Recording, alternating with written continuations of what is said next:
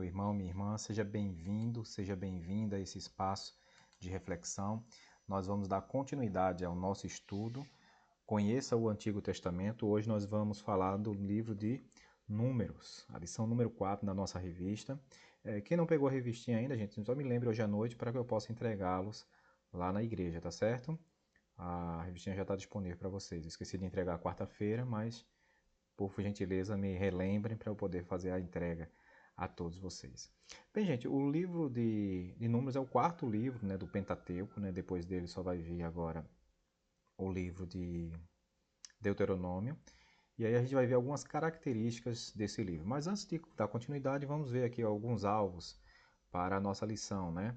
Primeiro, entender a relevância desse livro de Números. Agradecer a Deus por sua fidelidade. A gente vai perceber isso muito característico dentro desse livro bíblico. E listar as circunstâncias que mostram a fidelidade de Deus na vida diária, né? Na nossa vida diária. Como é que a gente percebe que Deus tem sido fiel? Então, isso aí, são coisas importantes para a gente trabalhar ao longo da aula de hoje e também refletir. Se a gente fosse perguntar na igreja quantas pessoas já leram o livro de Números, a gente vai ver que talvez algumas pessoas até não tivessem feito, exceto aquelas que já têm o hábito de fazer aquela leitura bíblica em um ano, fazer pelo menos num período. Digamos assim que ele não é um dos livros mais famosos da Bíblia. A gente pensa que por ter esse título de Números, ele já vai trazer aquelas genealogias intermináveis e coisas do tipo, né? E a ideia não é essa. É um livro muito interessante e vale a pena, né, a gente fazer a leitura desse material, qualquer outro material bíblico, né? Cada um serve a um propósito. Números ele é um misto de leis e histórias, né? São histórias relevantes para nos ensinar a viver de acordo com a vontade de Deus ainda hoje. Ele se aplica ao povo de Deus hoje, viu, gente? Não é coisa só do Antigo Testamento, não. Conte as lições e não os números desse livro, aprendendo um pouco mais sobre viver como o Senhor quer. Então a gente tem essa perspectiva dentro desse livro. Isso é só uma parte introdutória e agora vamos entrar no... A gente veio vindo pelas bordas, né? Agora a gente vai entrar realmente no conteúdo do material, né? Moisés, a autoria, a gente defende essa autoria mosaica. Mesma data de Gênesis, Êxodo e Levítico. Também escrito no deserto para o povo, né? Inclusive até esse terreno vai dar a origem ao número, né? Original, né? Porque números já foi da tradução do grego. O versículo-chave é Números 9, versículo 23, que diz o seguinte: O Senhor respondeu a Moisés: Estará limitado o poder do Senhor? Agora você verá se a minha palavra se cumprirá ou não.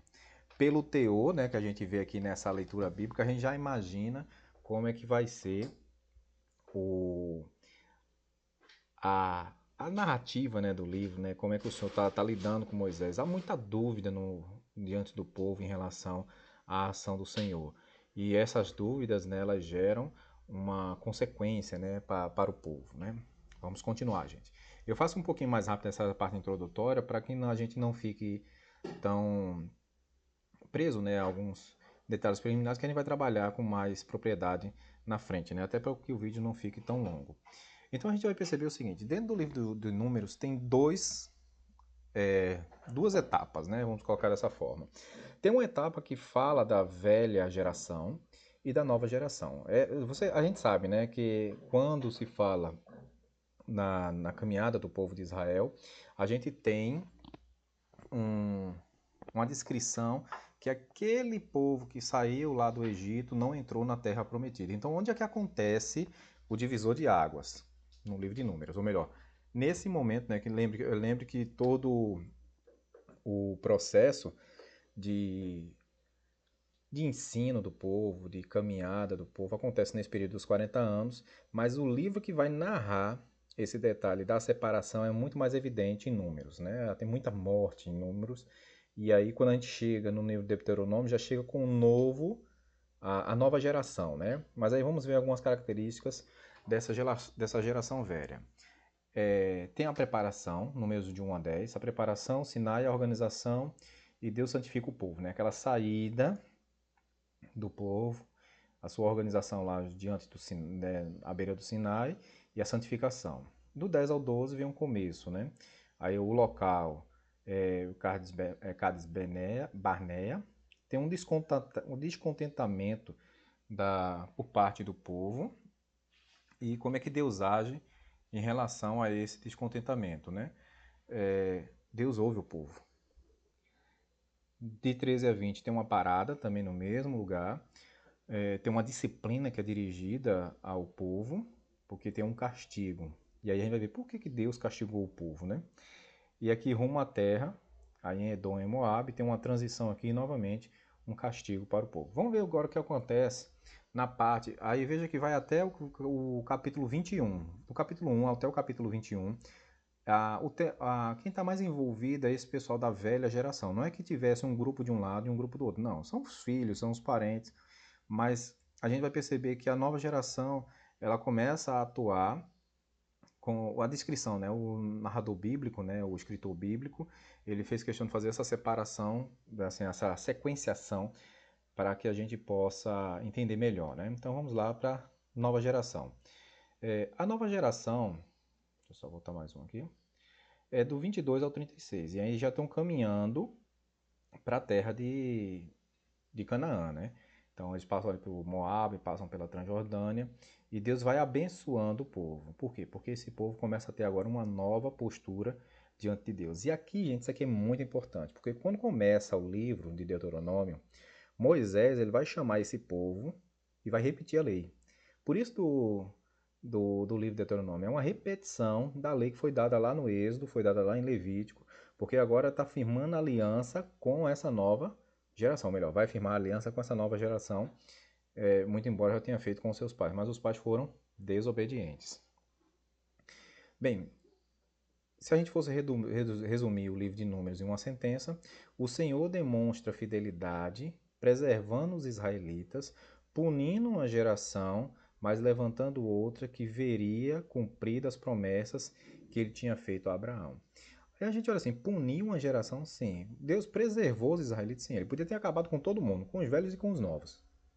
E aqui ele preservou a linhagem, né? Preservou a nação, porque ele é fiel. Agora, tem a sua justiça? Sim. Há essa presença, há essa evidência, né, da justiça de Deus no livro de Êxodo. Muito forte. Cadê? E do que fala, né, o livro do Êxodo? O livro originalmente se chamava No Deserto. Bemidbar é o nome original, que significa no deserto. E como é que veio para as nossas Bíblias esse título de Números? Quando se traduz de um idioma para o outro, aí aqui a ideia foi traduzida do hebraico para o grego, a pedido lá do governante de Alexandria. E quando ele viu que tinha dois recenseamentos dentro dessa narrativa, eles preferiram colocar o título como Números. E aí, do grego para o latim, manteve-se essa tradução, né? Que não é nem uma tradução, né? Essa adaptação do título. Mas, como eu disse a vocês, né? Os livros, principalmente do Pentateuco, ou melhor, o Pentateuco, ele tem como título as primeiras palavras. Então, se você olhar lá no primeiro versículo, como eu fiz lá com vocês, lá com o livro de Levítico, deixa eu colocar aqui só para vocês acompanharem como é que está lá no primeiro. O Senhor falou a Moisés na tenda do encontro no deserto do Sinai. As palavras iniciais ajudavam a marcar esses livros do Pentateuco. Não era nenhuma regra, isso foi uma coisa dos escritores bíblicos trabalhando esse detalhe, né? E aí a gente vai passar um pouquinho mais adiante aqui. O título em hebraico reflete melhor, é claro, a ideia do que o livro trata do que o nome Números, que veio do grego, né? Mas o título em hebraico, No Deserto, fala porque justamente está narrando essa vida do povo no deserto, né? Essa peregrinação do povo no deserto. Alguns destaques, né? Como eu disse a vocês, há dois blocos de texto que devem ser destacados, né? A murmuração dos israelitas e as pragas de Balaão. Veja só, ele fala aqui de dois blocos nesse destaque inicial, né? Deixa eu só voltar. Eu vou clicando, esquecendo, vou tentando selecionar como faço com outros textos, aí ele não marca. Então, o que acontece aqui? tem a parte das murmurações e tem o convite de outras nações para amaldiçoar Israel. Então, o que essas passagens, né, esses dois blocos têm em comum? Eles têm em comum a demonstração da fidelidade de Deus, preservando e cumprindo sua promessa ao povo. Ele faz isso de que maneira? Na medida em que disciplina o povo e que livra dos inimigos. Lembrem que sempre para o judeu, para o religioso da época lá do Antigo Testamento, uma presença uma certeza que a sua divindade estava com ela, com essa nação, né? Era quando punia os inimigos. Então, você vai ver muito essas expressões, né? E castigou os inimigos, e derrubou o exército inimigo. Então, sempre que tem isso, é uma demonstração da fidelidade de Deus. É uma forma como o escritor bíblico registra que Deus está sendo fiel para com o povo. Há vários episódios de murmuração no livro. Todos nos levam a uma conclusão inevitável. Quer ser abençoado por Deus? Evite a murmuração, mas fique atento. Não confunda desabafo com murmuração. Desabafar, gente, é saudável, é sincero, nos coloca em humildade diante de Deus, coloca aquilo que nós estamos sentindo diante do Senhor. O salmista diz, né, que nós devemos, assim, nos incentiva, né, a derramar o coração diante de Deus. Murmurar é acusar a Deus de não fazer tudo da maneira que pensamos ser certo ou ser melhor. E aí, gente, a gente tem uma questão, né? Por que muitas pessoas não desfrutam da bênção do Senhor? Porque murmuram, gente. Aqui esse livro de Números, ele dá claras evidências que a murmuração não agrada a Deus. Do mesmo jeito que as orações, que os sacrifícios de louvor, eles chegam diante do Senhor, a murmuração chega. Só que as orações e o sacrifício de louvor agradam a Deus e as murmurações irritam. Né? As murmurações, elas vão de encontro àquela profissão de fé. Então a gente precisa ter muito cuidado com isso. Outro destaque que a gente vai perceber em relação a essas murmurações é o que aconteceu, murmurou e o que aconteceu, né? Capítulo 11, a vida no deserto, o que o povo disse? Saudade da mordomia do Egito. Veja só, o povo era escravo. E dizer que estava na mordomia, então vem disciplina com fogo e depois o suprimento com carne. Números 12, Moisés se casa. Aqui pode ser uma referência à esposa de Moisés, a Zípora, ou a uma nova esposa, porque não conta que Moisés teve duas. Há uma nova esposa porque Zípora havia morrido. Então Moisés se casa com uma etíope. Então Arão e Miriam chegam lá junto dele e falam assim, olha, você já pode se aposentar. Nós vamos assumir o seu lugar. Em outras palavras, né? Começaram a criticá-lo de tal forma. Então, e interessante que no capítulo 12 destaca uma coisa, que Moisés era o mais paciente de toda aquela terra. A gente às vezes vê Moisés irritado, batendo na rocha, aquela coisa todinha, né? Mas veja o que o texto bíblico diz lá no capítulo 12, versículo 3. Ora, Moisés era um homem muito paciente, mais do que qualquer outro que havia na terra. Veja só, também para lidar com esse povo de Israel, veja, uma nação toda murmurando, uma geração toda murmurando, ele tinha que ter paciência. E a paciência vinha do Senhor. Tenha paciência, meu irmão, tenha paciência. Capítulo 13. Os espias olham a terra, seremos devorados. Ele manda, né, Moisés separa um grupo de espias e diz o seguinte, ó, vá lá e veja quem são esses povos, né, que nós vamos entrar na sua terra, nós vamos invadir ali a sua terra. Chega um grupo e fala assim, nem passa para frente. Nem passa para frente que a gente vai morrer. Então Deus pune essa incredulidade, né? Então há essa característica. E aí a gente vai ver a outra etapa, né, que vai dizer o seguinte, número 14, a reação ao relato. Era melhor ter morrido no Egito porque ter caminhado 40 anos para vir morrer aqui. Então Deus pune o outro. Vocês estão falando de morrer? Então é uma insensatez. O povo estava morrendo no chicote, os lamentos, o sofrimento chegou diante do Senhor e agora estão dizendo que estavam melhor, porque iam morrer agora na mão dos cananeus. Então Deus pune o povo e livra Josué e Caleb da insensatez dos incrédulos. No capítulo 16, outra rebelião em relação à liderança de Moisés e de Arão. Quem são vocês para que se coloquem acima de nós? Então, essa frase, gente, ela vai passar muito forte entre as gerações de Israel. Mesmo quando eles entram na terra prometida, mesmo quando passa o período de juízes, quando chega no período ali dos reis, passa Saul, chega Davi, tem uma celeumazinha em relação quando Davi ele foge, né, do seu filho e começa a buscar auxílio com alguns senhores de terra daquela época. O que acontecia na época? O povo ainda não estava estabelecido firmemente como nação. Tinha aquela noção de nação, mas aí o que o pessoal diz? O que a gente tem de dívida com a casa de Davi? Para que a gente se una debaixo do seu jugo, né? Em outras palavras. E isso daí chega também em Roboão, porque assim, o que Davi fez foi justamente esse trabalho para unificar o povo de Israel em torno do templo, em torno de Jerusalém. E, é claro, não tinha o templo ainda, estava ainda no tabernáculo, né? O templo só vem ser construído ali com Salomão, mas tem todo esse projeto, mas ainda há essa resistência aqui de número 16. Ela perpassa esses períodos, é tanto que tem a divisão depois lá de Roboão, né? A parte sul do reino e a parte norte do reino, porque eles não queriam mais essa aliança com a casa de Davi. E aqui eles estão colocando uma coisa inicial em relação a isso, né? Quem são vocês para se colocarem acima de nós?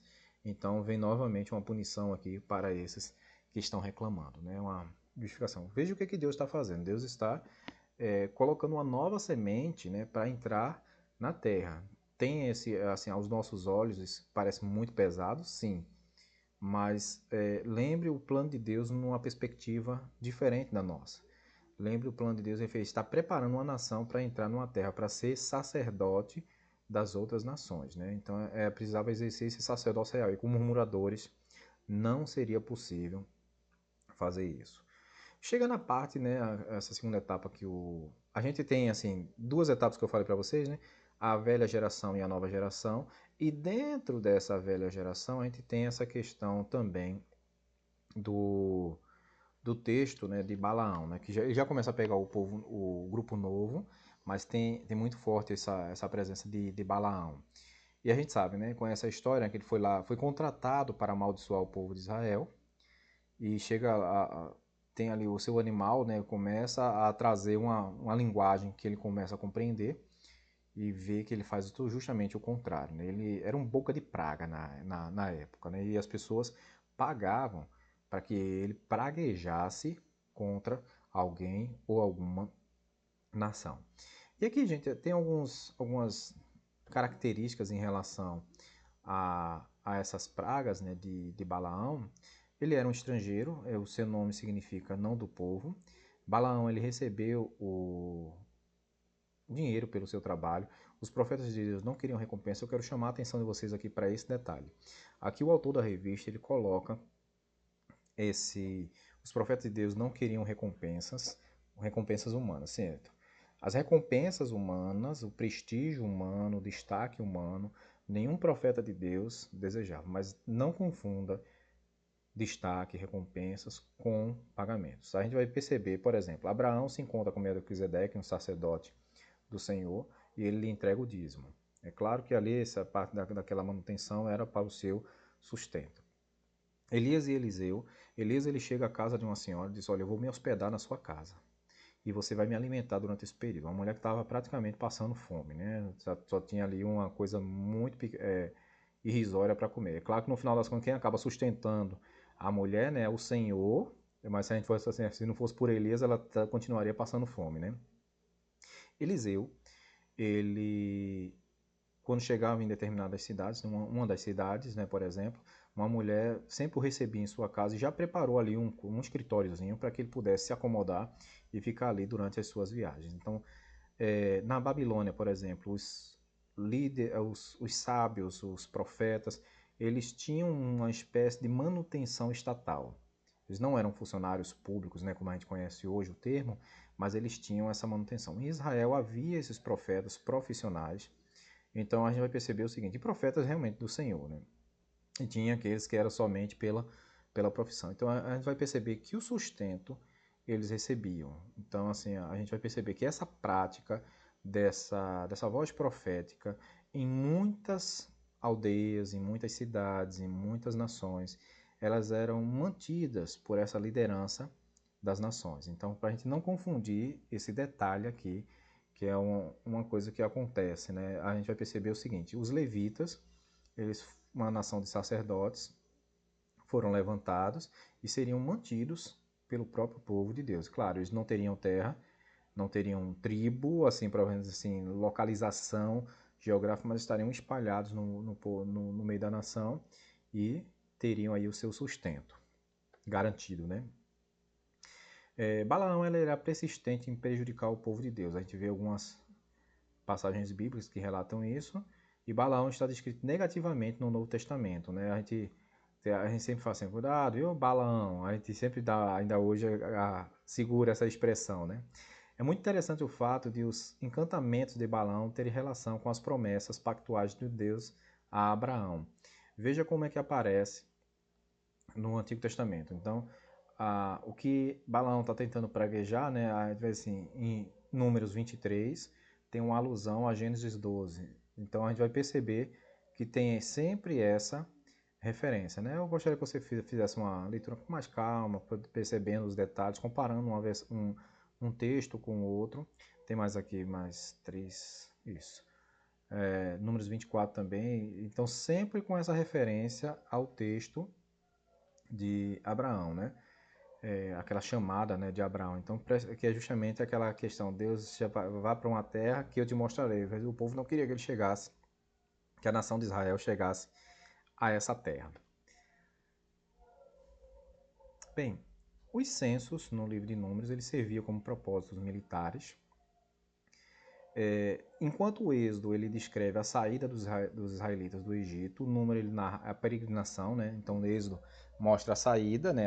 A entrada no deserto, e Números ele vai falar o caminho no deserto, né? Então tem esse propósito o livro. Há também uma regulamentação do calendário judaico nesse livro, né? Vocês vão perceber as datas específicas, é até interessante, né? Para quem tem aquelas versões bíblicas mais antigas, que não traduzem o mês do evento hebraico, né? Então a gente pode consultar essa tabelinha aqui, que praticamente o ano para eles começava no mês de abril, né? A partir da Páscoa. Será que a gente herdou isso, né? Que o pessoal aqui no Brasil diz assim, o ano só começa de verdade depois do carnaval.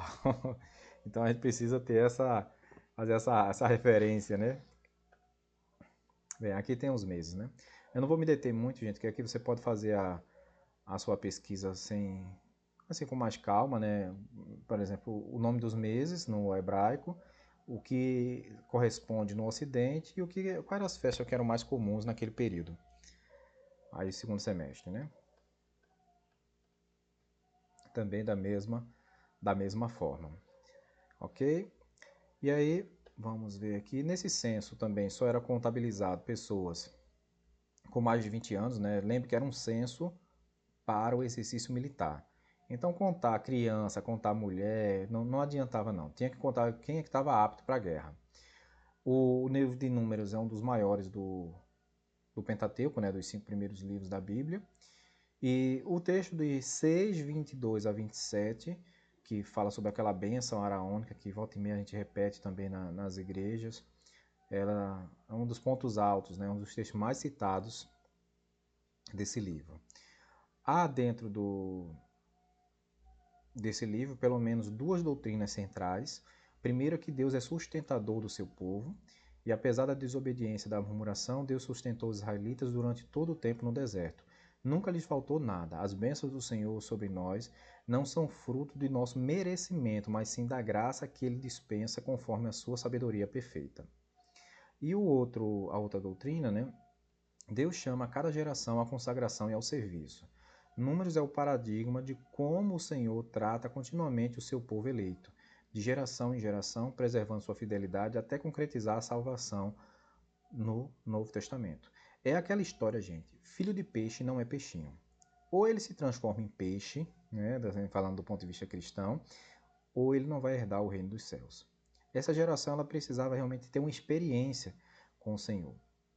E há aqui, gente, umas coisas que a gente precisa estar atentos, né, dentro desse livro de números, né, que números nos ensina a contar, não quantas pessoas há em nossa igreja, em nossa lista de amigos, mas sim a quantidade de bênçãos que o Senhor derrama sobre nossas vidas. Essa contagem ela serve para nos lembrar de que Ele é fiel, independente de nós correspondermos ao seu amor e à sua graça. Uma coisa a gente tem esse reforço lá no texto de Timóteo, assim, Deus permanece fiel. Gente, isso tem a ver com a promessa que o Senhor fez. E Ele não volta atrás com a sua promessa. O livro de Números ele chama a atenção da gente para a prática da murmuração. Murmuração nunca é legal. Além de quebrar os relacionamentos, além de nos taxar como pessoas amargas, além de nos taxar como pessoas que reclamam de tudo, ela também nos afasta das bênçãos do Senhor. A gente viu aqui, num dos determinados pontos da lição, que aí faz a pergunta, né? Quer ser abençoado por Deus? Evite a murmuração. Não quer dizer que você não possa desabafar diante do Senhor, mas a murmuração, ela impede que você alcance o seu potencial, né? Alcance tudo aquilo que Deus tem para oferecer para você, todas as bênçãos que Deus tem para a sua vida. Se você anda murmurando, se você anda reclamando, se você só encontra defeitos, começa a dar uma olhada na postura. Começa a ter uma nova, não é por conta dos outros não, até para que você mesmo possa se sentir mais leve, se sentir menos amargurado, para que você possa realmente ter uma vida plena no Senhor. Amém? Então nós vamos fechar por aqui esse estudo e eu espero que você seja muito abençoado em nome de Jesus.